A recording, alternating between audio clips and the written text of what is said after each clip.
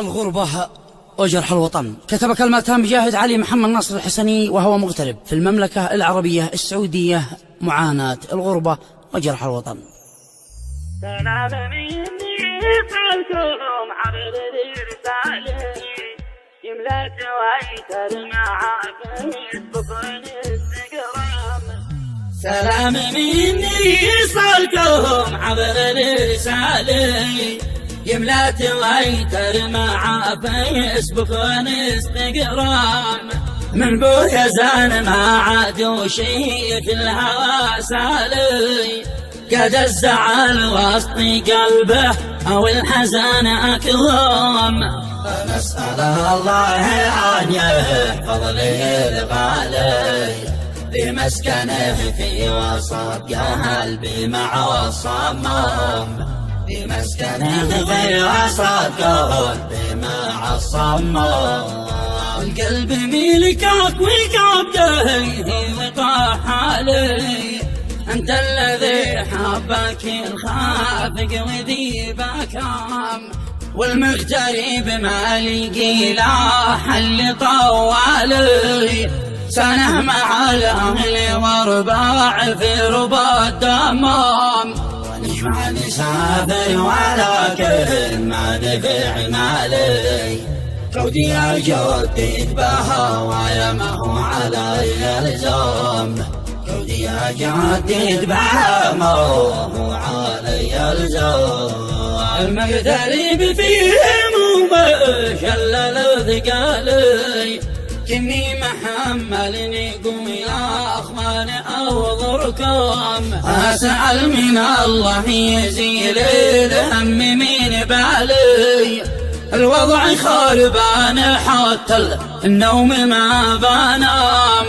يا ابن اليمن قام نجمه في السماء علي ثم الظروف العصية وما عمرنا دام. ثم الظروف العصية وما عمرنا دام. ثم الظروف العصيبة ولا حوالي ورغم ما حولي فينا من جروح والوم. كم جهد شعبي يعيش ايام الاهوالي شعبي مشرد ولا شفنا نبا جام. هذا يموت جاع وهذا قتل بالهالي قد وضعنا صباح مع القوات مثل وضع الشام. قد وضعنا صباح مع القوات مثل وضع الشام. هم الضنك والمجاعة دمري الغالي قد الأمان تحت خطي الفقر يا حكام. عد شي أمال أني حقق حلم ومالي من الغلا نصي شعبي اللي للأسف قد صام. لا مدرسة لا مدارس قد الأجيال العلم ما حكم على فيه شعبنا إعدام. العلم ما حكم على فوي شعبنا إعدام. الناس قد قدمت من دم الأطفال واحد قتل قاتل وثواني بما ترسم. يا رب تحفظ يا منا أنت الوالي وانت القوي العزيز القادر العلام. هذا بلاد العرب من نسل الأبطال كم من صحابي بطل دافع عن الإسلام.